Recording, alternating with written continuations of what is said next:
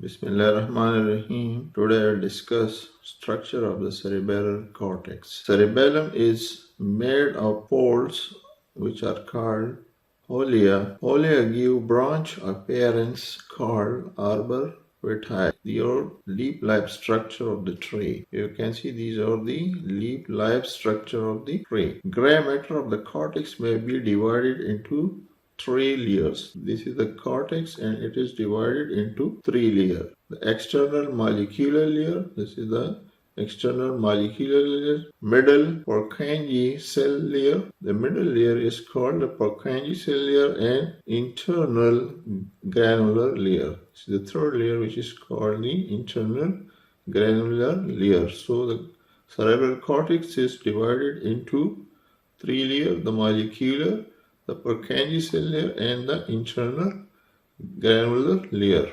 This is a microscopic structure of the cerebral cortex. The upper one is the molecular layer and this is the Purkinje cell layer and this one is the granular layer. The molecular layer contains stellate cells. They all look like stars. This is another diagram in which the cerebral cortex is divided into three layers. The upper one is the molecular layer which contains the stellate cell. The middle layer is the Purkinje cell layer which contains the Purkinje cells, and the last or internal layer is the granular cell layer. Molecular layer of the cerebral cortex. In the molecular layer we have two types of cells. The outer stellate cells and the inner basket cells. This molecular layer consists of two types of cells, the stellate cells and the basket cells. The Purkinje cell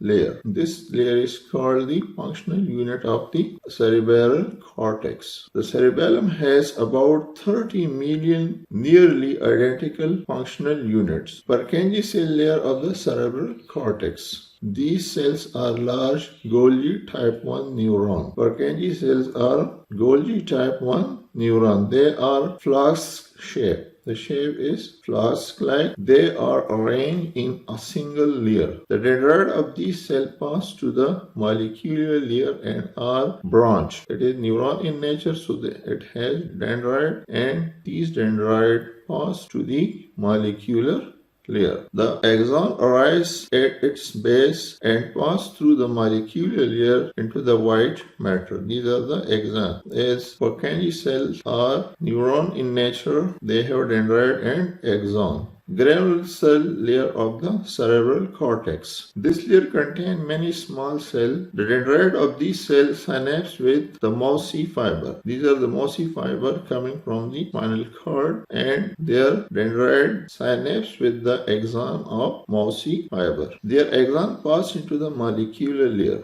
These are the granular cell and they have dendrite and axon. So dendrite synapse with the mossy fiber and the axon pass to the molecular layer of the cerebellum. And at a T-junction, they branch. The branches runs parallel, hence called parallel fiber to the cerebellar pollium and the Purkinje cell. So these mossy fiber, when they branch at T level, they then run parallelly with the pollium and with the Purkinje fibers. See the enlarged or magnified picture. Here we have the Purkinje fiber. The dendrites are passing to the molecular layer of the cerebellar cortex. The axons are passed to the deep nuclei. These are the mossy fiber and this is the granular layer.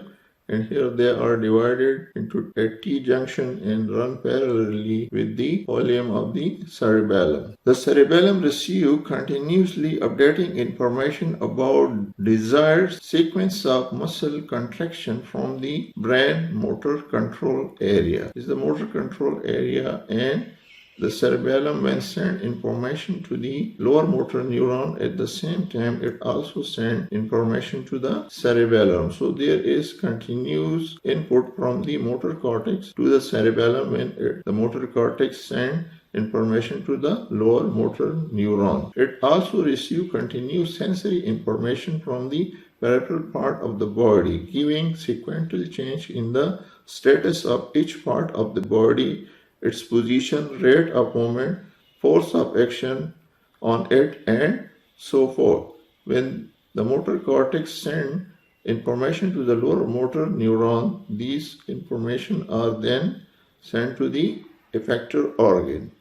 So the cerebellum also receive information from these effector organs, their force of contraction, their position, the rate of movement, and so on. Cerebellum then compare the actual movement as by the peripheral sensory feedback information with the movement intended by the motor cortex. The cerebellum compare the movement of the effector organ which are sent from the motor cortex. If the two do not compare well, then correct signals are transmitted back into the motor cortex to increase or decrease the level of activation of specific muscle. At the same time, when the motor cortex is sending information to the lower motor neuron and the effector organ, it also sends information to the cerebellum. If these two movements are compatible, so the action is performed. But if they are not compatible, the cerebellum then contact the motor cortex through thalamus, and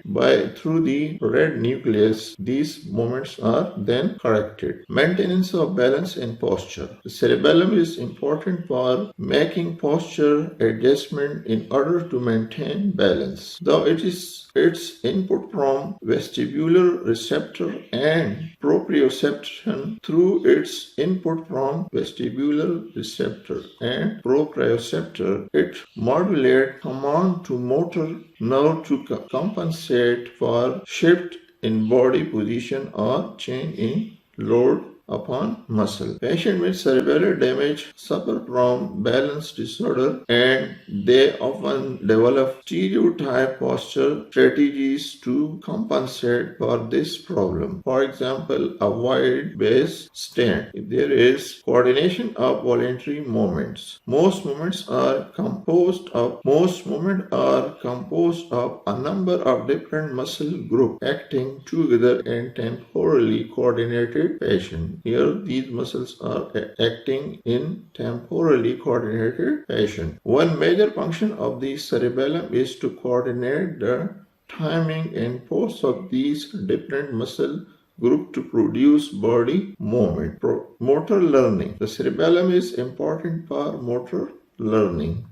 The cerebellum plays a major role in adapting and fine-tuning motor processes to make accurate movement through a trial and error process. For example, learning to hit a baseball. When baseball is hit again and again, then the cerebellum learns how to correct the moment, the adjustment of the body to assess the moment of the ball and to hit, and how to hit the ball and adjust the muscle for hitting the ball. This phenomena is achieved by repeated practicing, and then the cerebellum learn how to hit correctly when the same action is performed again and again. Cognitive function of the cerebellum. Cerebellum has a broad role in number of key cognitive functions. Cognitive functions are thinking, feeling, sensing, like when there is sensing about the storm or rain, and intuition, including attention and processing of language, music, and other sensory temporal stimuli. Cerebellum and its motor function. The cerebellum has long been called a silent area of the brain, principally because electrical excitation of the cerebellum does not cause any conscious sensation and rarely cause any motor movement. Removal of the cerebellum, however, does cause body movement to become highly abnormal. These are the highly abnormal movements. The cerebellum is especially vital during rapid muscle activity such as running, typing, playing the piano, and even talking. Loss of the area of the cerebellum can cause almost total incoordination of this activity, even though its loss cause paralysis of no muscle. Intracerebral nuclei. Four masses of gray matter are embedded in the white matter of cerebellum on each side of the midline. Their axons take part in the formation of superior and inferior cerebral peduncle. These nuclei from lateral to medial include dentate nucleus, emboliform nucleus, globus nucleus, and fastigious nucleus. These are the nucleus, internal nucleus, the dentate nucleus, interphose nucleus, and fastigious nucleus. Dentate nucleus, the largest of the cerebellum. This is the dentate nucleus. This is the largest one, shaped like a crumpled bag with the opening passing the middle line. The interior of the bag is filled with white matter. This is filled with white matter. Efferent fiber leave the nucleus through the opening to form the large part of the superior cerebellar peduncle. Cerebellum has three peduncles, so fiber from this nucleus make the superior peduncle. Cerebral peduncles. Cerebral peduncles connect the cerebellum to the brainstem. This is the brainstem, and these are the peduncle which connect the cerebellum with the brainstem.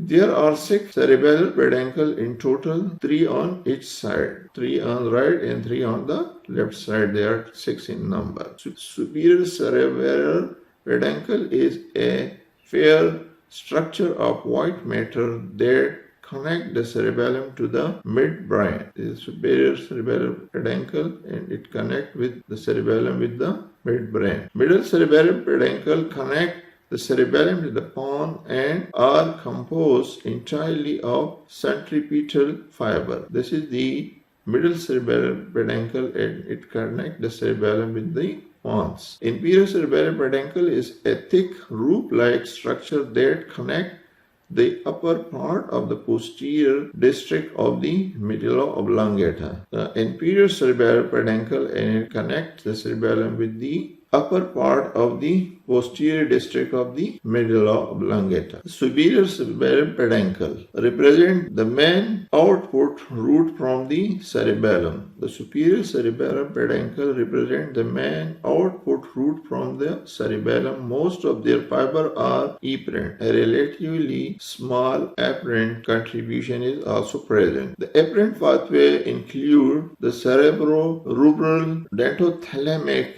and fastigio-reticular tract. All of them emerge from the cerebellar nuclei. Cerebello-rubral fiber from the globus and emboliform nuclei, the dentatothalamic fiber from the dentate nucleus, and the fastigio-reticular fiber from the fastigial nucleus. Middle cerebellar peduncle. The middle cerebellar peduncle also branch position in pair structure, or the middle cerebellar peduncle or branchicum pontine is a pair structure of the brain. It connects the pons to the cerebellum, with fiber originate from the pontine nucleus and travel to the opposite hemisphere of the cerebellar cortex. It conveys information from the cerebellum and the pons to the cerebellum. The middle cerebellar peduncle convey information from the cerebellum and the pons to the cerebellum. Inferior cerebellar peduncle. The upper part of posterior district of the medulla oblongata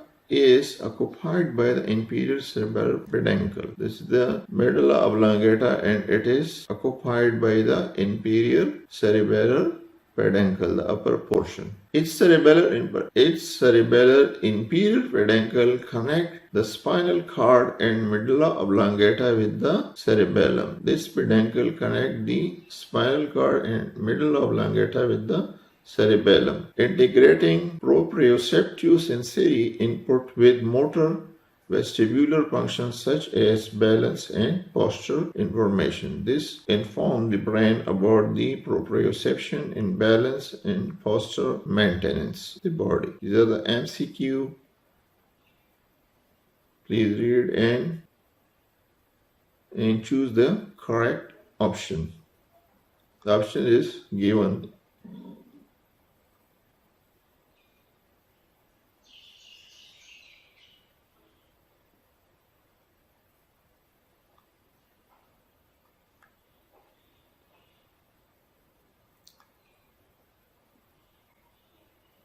So thank you. Please subscribe the channel, press the bell icon, and leave your valuable comments for the improvement of the channel.